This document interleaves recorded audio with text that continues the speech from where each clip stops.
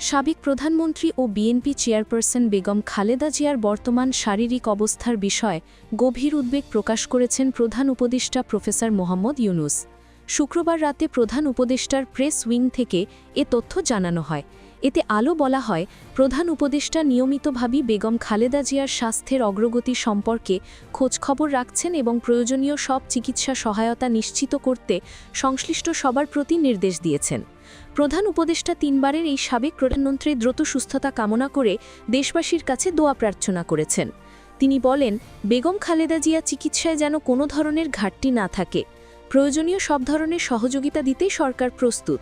প্রধান উপদেষ্টা আরও বলেন, গণতান্ত্রিক উত্তরণের এই সময়ে বেগম খালেদা জিয়া জাতির জন্য ভীষণ রকম অনুপ্রেরণা। তার সুস্বাস্থ্য দেশের জন্য অত্যন্ত গুরুত্বপূর্ণ। ড. ইউনুস সংশ্লিষ্ট সবাইকে প্রয়োজনীয় সব সহায়তা ও সমন্বয়ে সার্বক্ষণিক প্রস্তুত থাকার নির্দেশ প্রদান করেন।